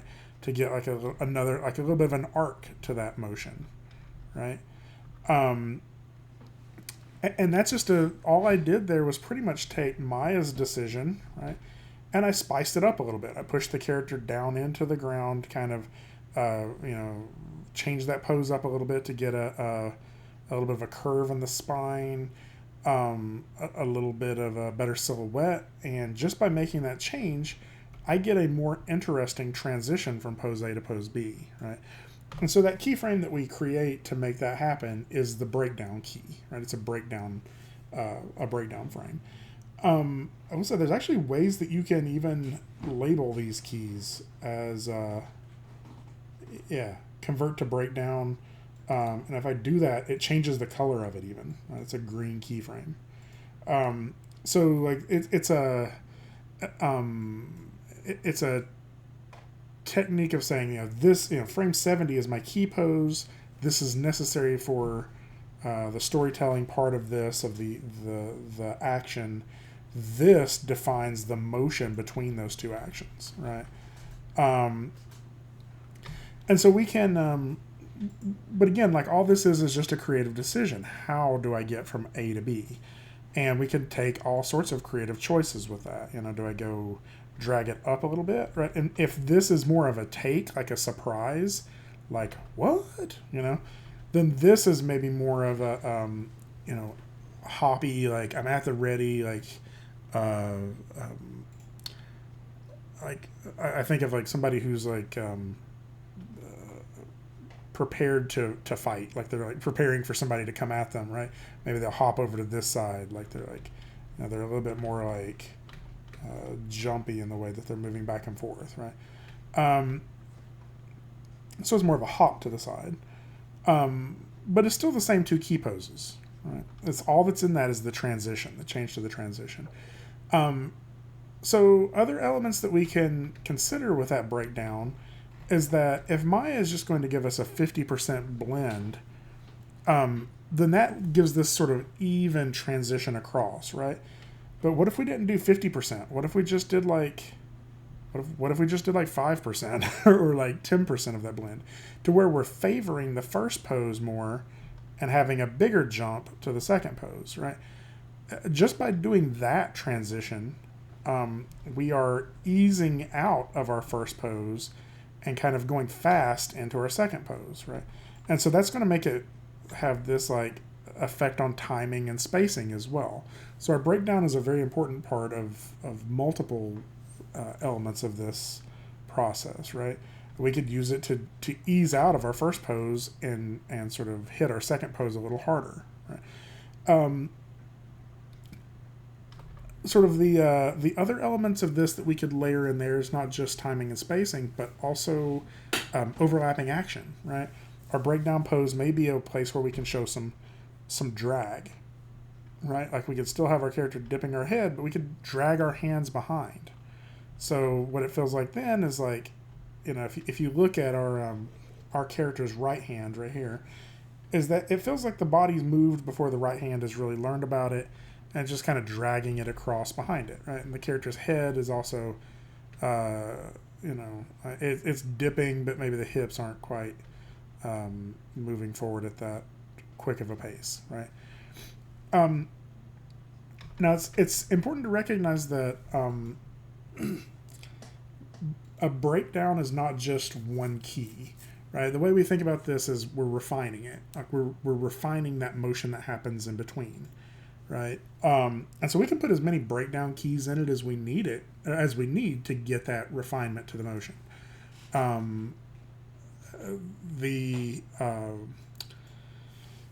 Here's an example. I've gotten two breakdown keys on this, right? What I maybe do is drag the arms and head a little bit, and then I can dip and overshoot just a little bit on this next breakdown before I go to this. Right? And so if we step through that, what that looks like is that. Right? And what that really allows me to do is sort of define that head's arc just a little bit as we go from A to B. Right? Another option for that, we can sort of ease out with just a body part, or we could do that's what I call lead and follow. I can lead this motion with the head. If you notice the hips, like most of the body stays pretty close to pose A, and we kind of lead with our head turning first, right? And I always like to put this kind of in context of why would this happen, right? Let's imagine you're at a party. This character's at a party. They're having a conversation with somebody, and they hear somebody call them from the other side, right? Like from back behind them. Well, what if it were somebody that was really like somebody they hadn't seen in years, or somebody they like a long lost love or something, right? Just hearing that may mean that their head starts turning, like they're like, what was that? Before their body even has a chance to react, right? And so that's like leading with the head. It's going to feel like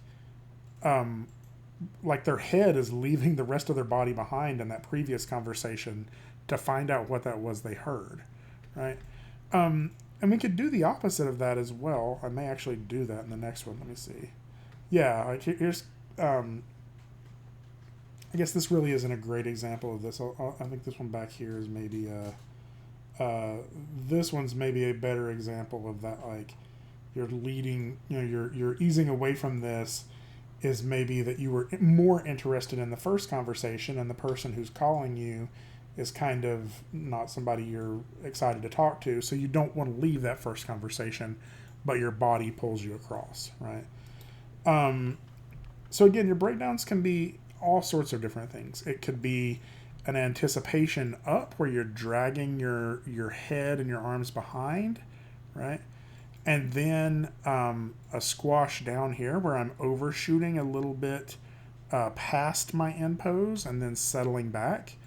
And so overshoot again is an element of overlapping action where I'm going past my end pose and then coming back, right?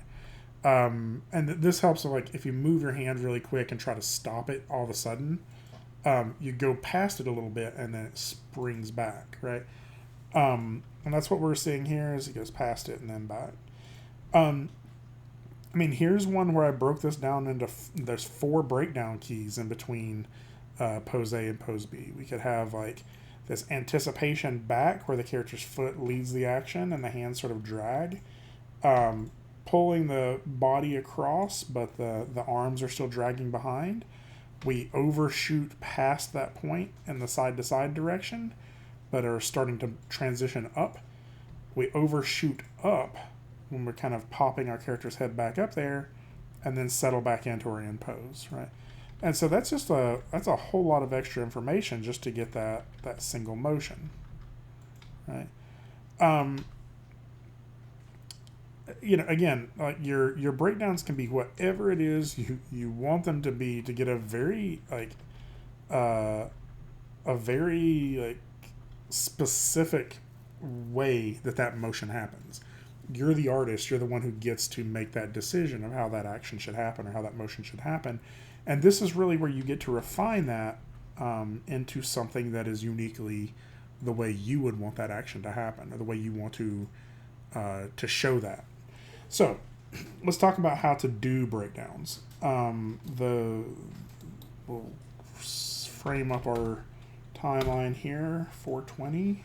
That was not intentional. To say 450. It's been a couple years since I made this file. It maybe was intentional. I don't remember. So, I probably intentionally made it so I could make that was not intentional joke, but I don't remember. It's been a few years. There we go. So I'm just sort of stretching these out here a little bit. Let's go ahead and do 4. We'll go ahead and leave it 450.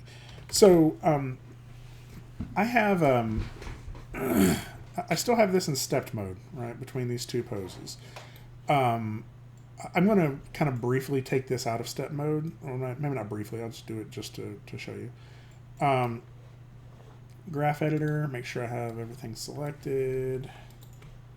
I'll frame that up. Set this to auto. Right. And so what we're going to see now is this transition. Like, this is how Maya solves that motion. Right? And we can watch it, and it's very boring. Right. So again, how we could make those breakdown keys is just to go in here, find the transition we want, and then just start making a different pose, right? Do I push my character's weight down? Maybe I rotate their spine a little bit. I lead with the head. That. Right. Maybe squash a little bit. Have to think about what the arms are doing. Is this arm leading that action while this one is dragging behind? So there's so many little things that we can change in this breakdown, right, to get a different transition over to this, right? And there's absolutely nothing wrong with doing it this way. Like, to just go through and just say, I'm just making another key pose on how I get from pose A to pose B. But it is important to remember that it's still just a key pose. There's still going to be stuff that's messed up in here, right? And so for me, how I like to do that is I use that greater than, less than keys to just step through them and see how my transitions go, right? And if that's the transition I want for that step through, then I'm happy, right? I have my breakdown key. Let me go ahead and delete that breakdown key, and I'm going to show you a couple of other tools that we can use for this. So when I was talking about favoring a pose, recognize that means I could just steal stuff from other points in this timeline as a starting point, right? Like, let's say I really want it to feel like my head is leading this. Let's say I'm wanting to feel like I'm easing out of this pose. The character's really engaged in their conversation, and some annoying drunk dude is yelling at them from this side here, and he really doesn't want to stop having this conversation, right? Well, what I would do is I could favor this pose. I could try to keep my character more on this side of it to favor that. And so if I just went to, say, 422 here and hit S and set a keyframe on everything and then just dragged this a little later, then what that's going to feel like is the character is more reluctant to leave that pose, right, to go over here and hear the drunk dude, right? Maybe even do it a little bit more like that, right? And so we get this reluctant, like, moving away from it, right? But we can exaggerate that, right? We could, maybe we could pull the hips, maybe pull a keyframe from here for the hips. There's I don't know if y'all know this trick, but if you middle click on your timeline and drag, the viewport doesn't update. So that means I can middle click from, say, frame 433, and middle click drag back to here. And since I just have the hips selected, if I hit S, I just stole a keyframe from where this object was on 433. And so now the hips move first, right?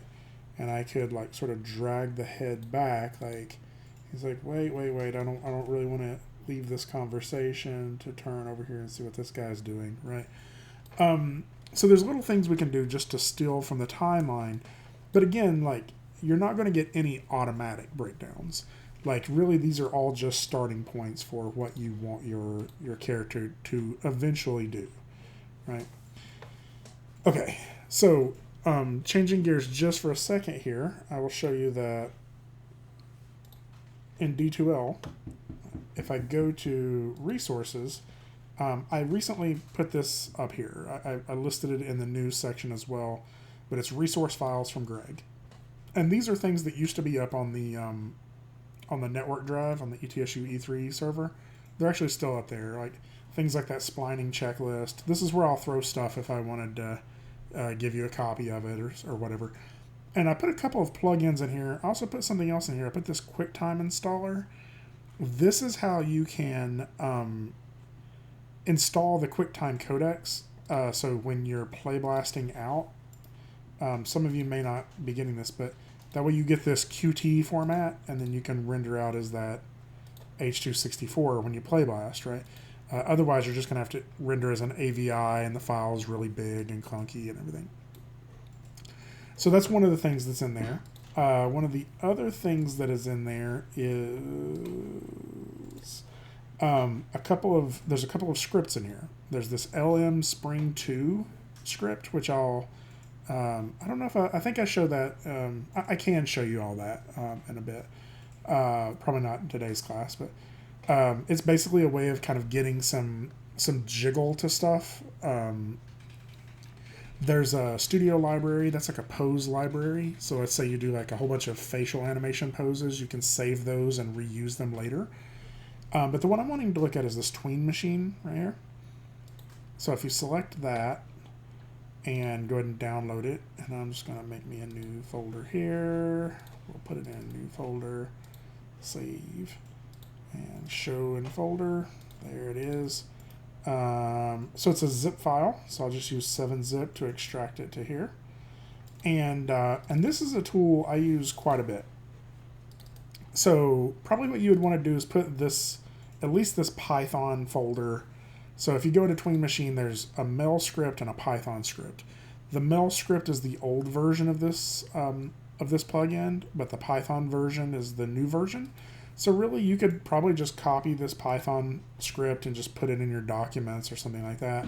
There's actually a spot in your Maya preferences folders where you can put that stuff as well. But in this case, it's just a Python script is pretty much just a text file on some level. And so what I'm going to do is I'm just going to find that location there, right? Copy that. And in here, I'm going to open up my script editor. And I'm going to say, actually, file, open script, and I'll just point it to that location where I just put that, right?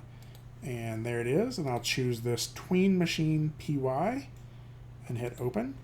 And you'll see it opens up this thing here. You can see where I did that earlier from last class already. And if I just hit Control A to highlight all of that text, I can drag that up here. And now I have a Python script for this Tween Machine. And if I click this button, it'll open up the Tween Machine script here. And I'll show you how to use this here in just a second. Tween Machine also comes with an icon. If you really wanted to do this, you can just go to, let me show you what I did there. Go to right click on it, go to edit, and under your shelves here, you can choose a different icon for this. And since I have that still saved there, that's what that PNG is that's with it. And so I get my own little Tween Machine icon there if you want to do it that way. So let's see what the Tween Machine does. The Tween Machine, the way you think of it is if I were to put it down here in the timeline, you can see, right? This side over here is the previous frame. This side over here is the next frame, right? And so if I go halfway in between here, let's just delete this one so I can show you. If I go like halfway in between here, I can adjust the slider to favor one keyframe over the other, right? If I wanted my breakdown to be, let's say, 70% pose A, I could just do that and release it, and it gives me that pose that sort of favors pose A and eases out of it, right? So this is a quick way to start getting your breakdowns, right? If I wanted it to be more like 85%, I can start to see what that is, and it allows me to to get a starting place for that, and then from there I can build on those scripts or on those poses, right? And push that down. I can rotate this and start getting my my breakdowns a little more manually. So again, nothing's going to give you an automatic pose. This is just a way to help you make your breakdowns a little faster. There's a couple of pretty cool things on here. One of them, under options, we have this overshoot mode, right? Which is which means I can go past 100. Like earlier, I could go up here to 90% of pose B, right? And you see that I get gets to here and then it eases into pose B. But what I can do now is I could go up to it and say, let's do 117% of pose B. And what it's going to do instead is it's going to go past pose B and settle back into it, right? Is that making sense, what's happening here?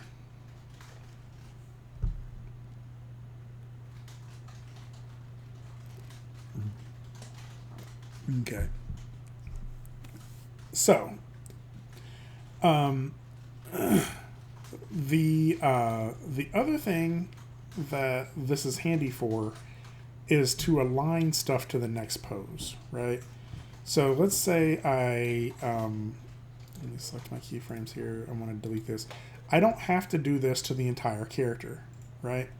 So for example, I could favor my previous pose here with almost the entire body, except for the foot here. I could make that 100% of my next pose, right? Or at least 97%. And maybe the same here, 97, right? And then I can maybe even like start to favor it a little bit with my lower body here. Let's do like that and dip it down, right? And so what I'm starting to get now is this feeling that like the lower body is dragging the upper body behind, right? And then the same here, if I want this foot to always stay, or to, let me turn off this overshoot mode. If I want it to stay completely in pose A for right here, right, it stays in that location, and then I can even continue to have it stay in that location for longer, so it continues to feel like it's pushing, right? And so I get that push, and then it can come across, right? So it's a lot of like quick ways of getting those breakdown keys that you would have to have gotten manually, right? And something I use it for quite a bit, right? Let's go out here and extend this longer. Is let's say I really want to ease into this last pose. Right now I'm just kind of hitting it and stopping. I can just go in here and set a breakdown that's like 90% of that last pose. And what happens is when you get to that pose, it just kind of eases in, like sort of settles in for the last little bit there, right? So that's a way of kind of getting your moving holds. So again, all of this is like stuff you'll manually want to work on. Like right here, you know, this pose still isn't good. I still want to make this pose better and, you know, stronger or whatever, to read more clearly.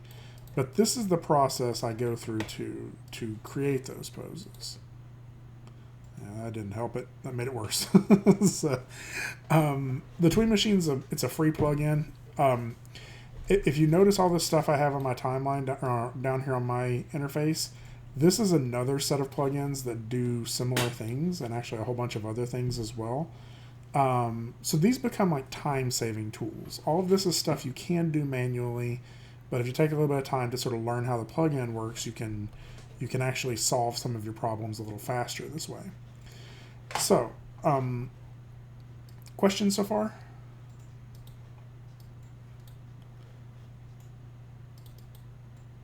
Going once. Okay. So I want to hop back into this one more time. You'll remember last time in class I was working on this. Remember not last time, a week ago. We sort of did the walkthrough of me blocking this shot, right? And I showed you that this is what it looks like if we set this to spline. And so that's why I'm not going to do that yet, right? I'm still going to continue to block this in stepped mode. And this is my stepped keys. If you are in, so if you're, it doesn't work for all rigs perfectly, but if you right click on your time mode or timeline, there's this enable step preview. You'll see that some rigs mess up on that a little bit. Like this rig has some issues with the feet on that. I think like the toe control doesn't work. So if your rig is messing up on that, yeah, you can kind of see like the difference of what his foot does in between those two. So if your rig isn't one of the ones that work that way, you can also just select all of your keyframe or all of your controls, right? And go to your graph editor and then just select all of the keyframes and set it to stepped mode that way. Right? So then you're just manually overriding it with stepped mode. So yeah, again, we're in stepped mode with this, and this is where we kind of left it off. I was saying this was my blocking pass. It's important to recognize that this is probably a good 5 to 6 hours of work that got me to here, right? I reiterate that just because I know that I know that this is hard, and I know, like, kind of throwing a lot at you kind of early on here. But really, as we continue to move on, like, the majority of the work is really just how much time you're dedicating to this to set those keyframes, to do the breakdowns, and to do all the blocking and all the process of it. And so making sure you can kind of chisel out some time in your schedule to make that possible, I think, is a big element of that, because like, it's just not really possible to fast forward through some of this stuff and still get something of pretty good quality. So the breakdown pass of this for me, on this shot here, it's another time lapse of it, and I don't remember how many minutes the time lapse is after it's time lapsed. But this is at least another hour of work that I put in here. I think probably a little over an hour of work just to go through what I had from there to start refining it and getting the spline, or the more refined version of this, or the more broken down version, so I have all my details in it. So some of the elements of that you're seeing is I'm changing some of my older poses. Like, there is still some going back and forth in the blocking still yet. I'm refining in those steps, right? I'm figuring out how she gets through, how many steps does she take through here? How does she get through those steps? Where's the contacts? Where's the, the jump points and stuff like that? Where's the points where she's up in the air? Where's the push-offs? All that stuff. And again, with all of this, I'm still thinking about things like her silhouette. Like, you notice I'm doing little things like adjusting the way the finger is posed, so it gets a clearer silhouette. Again, this breakdown tool is really just going to help me to get those keys as I'm going through here. And again, I'm always still pulling from my video reference to get things I wouldn't have expected. Like, the way she kind of, like, before she jumps here, he's pulling that knee up so tight that he, like, kicks himself pretty hard in the butt. Like, it's a really tight pose that with that leg that I never would have thought to do otherwise, right? Like, I wouldn't have posed it like that had I not seen it in the video reference, that he really just compresses that leg up underneath himself. Again, really looking at the silhouette of this and make sure everything's clear. Bouncing back and forth to other views to make sure the weight is working correctly. Again, I usually pose in this. I move stuff in my in the view to the right here, and I see the result in the view to the left, which is my final render cam. And this is something you really need to establish pretty early to make sure you know what you're looking at, right? So all of these are breakdowns. You'll notice in my timeline here, there are big sections in here that have no that have, like, gaps in the keyframe, right? Oh, great. What did I just do? Oh, sorry. Like, there's these big sections where there's this big time gap in there where this is almost 10 frames. It's like 8 frames where Maya is making all the decisions there, right? And that's usually a telltale sign that's like, maybe I need some more information in there, especially like these bigger gaps out here, right? And so all of that is things I can look at, but not all of them are like that. Sometimes I need to define stuff that's even smaller timeline, like, smaller gaps where I may need to fill in some more information to make sure I'm clearly showing what I want to show. And there's not a formula, and there's not a secret answer to, like, the number of breakdowns you need. It's really just what is required to communicate that specific motion that you're trying to show, right? And some areas, like, if your character is just kind of like toward the end here, the character just kind of stands here and kind of breathes. And so I got some big gaps in the keyframes there, but there are other places where I may get all the way down to where I'm putting a breakdown every 2 frames, right? So you can see I'm putting stuff like the little squat she does, like the little anticipation she does down here before she does this jump off. Really working with how that flip works, right? Getting that squash and stretch. You also notice I'm doing some scaling on stuff. Like I'm scaling some controllers to get like that squash and stretch. The breakdowns are sometimes good places to do that.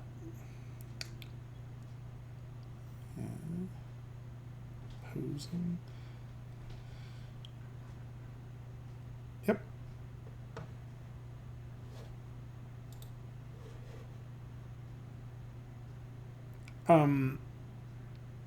It's the body mechanics, and then the it's section 002, and then there's the body mechanics. There's a milestone 1 folder under there. So again, you see I'm kind of just continuing to refine wherever I need to, and it is a little bit of back and forth between the blocking still yet. There's still sometimes changes I make to those blocking poses before that I didn't realize I needed to make before I did the breakdowns.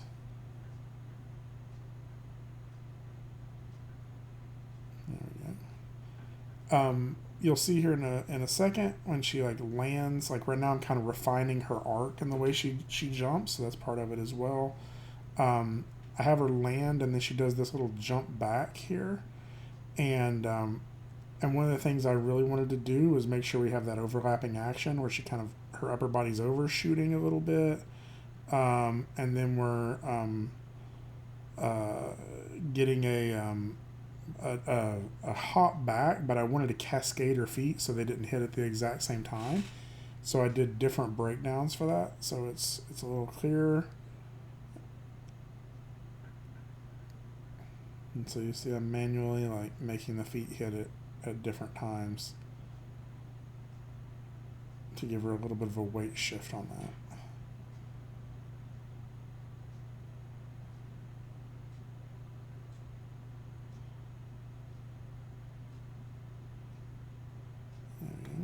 Again, like this is a breakdown pose I'm doing where I'm dragging her upper body a little bit more so it can overshoot once we hit that end pose. There it goes.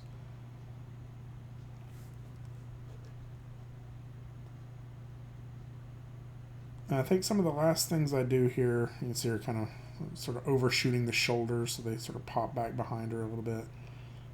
And then some of the last things I do is I go through here and I give her some breathing poses where she can just kind of like be huffing after she gets done. Right. And then sort of finishing up the eyebrows. There we go. So again, that's about an hour's worth of work. Again, I always like to look at this as that feedback loop. Like does this make me feel good to see the progress I've made? And the big thing is like the progress now to me is way more defined, like way more detail in there. The other element of this is that the next step of this animation is going to splined mode, right? And as we saw earlier, like if I looked at spline mode in my first pass, this just looks terrible, right? This was my blocking pass in spline mode. But now if I go to blocking, or if I go to my spline pass and breakdown, it's not as bad. It's still got those weird little flips, but I don't feel as bad about it, right? Because I feel like way more of that information is in there now. Like the weight still isn't feeling great on the way she's running in. There's that weird little flip. But there's a lot of information in there that's working pretty well now. And so that's one of the reasons we go through this breakdown pass, is because now when we go into splining, which is the next thing we'll do, it's not as it's not as difficult to take that to polished, right? We're way closer to a final looking animation here than we were in if I would have splined it back in the blocking path. So again, refining that means that the future steps, the decisions future Greg has to make, are easier, right? It's laid out for me a little more clearly. So, all right, stop my share. How y'all doing? Y'all still with me? Yeah. Katie, did you find that folder? Okay. Cool. Oh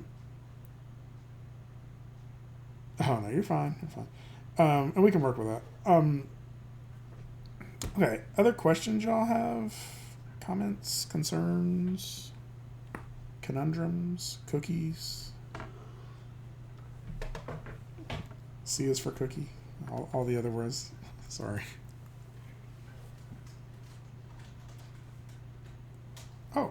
Oh, cool. Yeah, that'd be cool. Actually, hold on one second. Let's make sure that nobody has any more breakdown questions. And actually, at that point, if nobody has, if nobody has any other questions, actually, that's what I had for today. If y'all are wanting to call it a day, we can.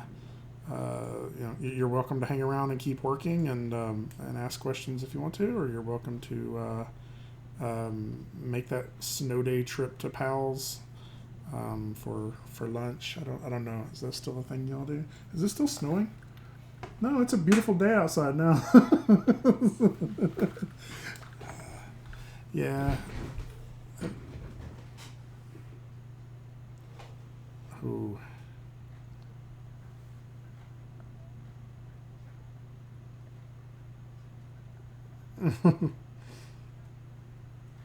Oh goodness.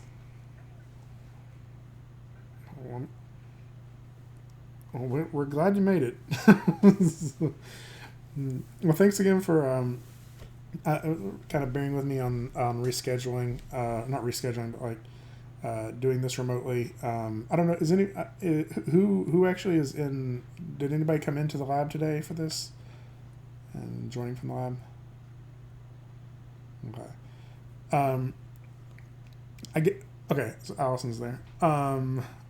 Sorry. So if just for future reference though, if it snows, feel free to stay home. Like that.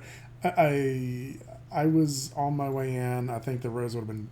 I know the roads would have been fine, but at the same time, I was like, "Oh, your power went out at your house. Oh, that sucks."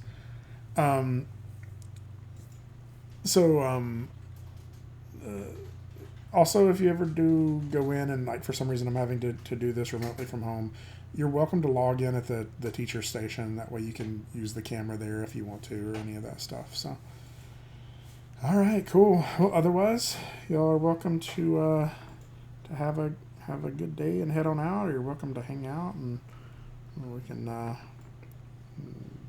chat about stuff.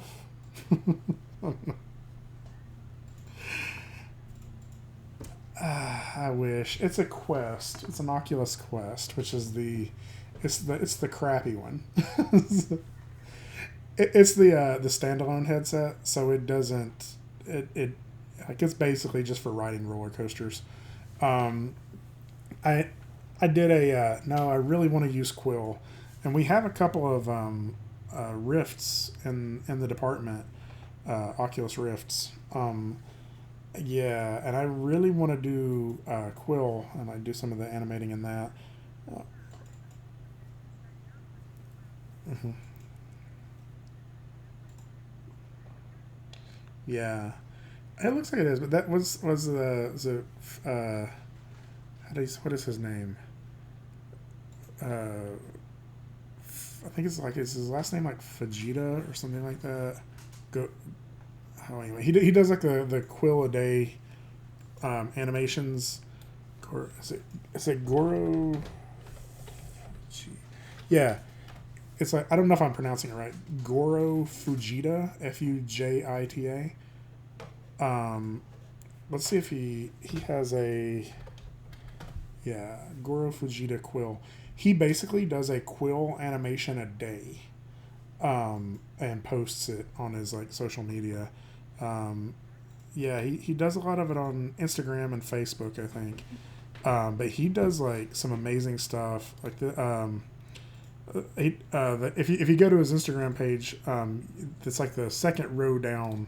You'll see the like the old man with a cape, and like just watching like, so he's got the rendered version of it, but then watching how he animates it is crazy because it's like it has like a real time like motion tracker, and so basically he sculpts this cape, and then he kind of hits like record, and he just wiggles the cape around, and like kind of sculpt wiggles it until he gets this like flapping that's happening in the cape. And like it just looks so much fun. But then from there, you can export this out and bring it back into Maya, as like I guess it's probably like some sort of uh, um, Alembic cache or something like that. And then you can texture it and light it in Maya if you wanted to. So like there's some really cool stuff in it. I'm impressed with it. So uh, mm,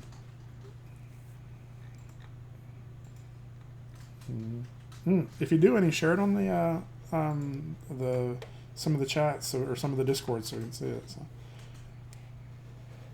cool. Okay.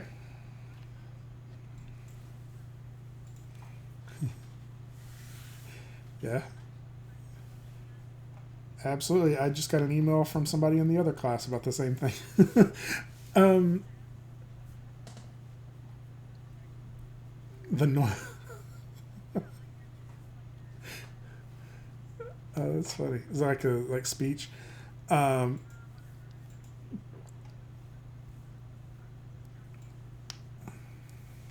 yeah, if you want to just swing by like one of my office hours someday, and we can do it then. And it happens every year. Like some people have to do that interview, and what I may do is I may actually record the one we do. That way, when somebody else asks, I can just send them the recording. So, actually, speaking of recording, I'm going to hit stop on this recording.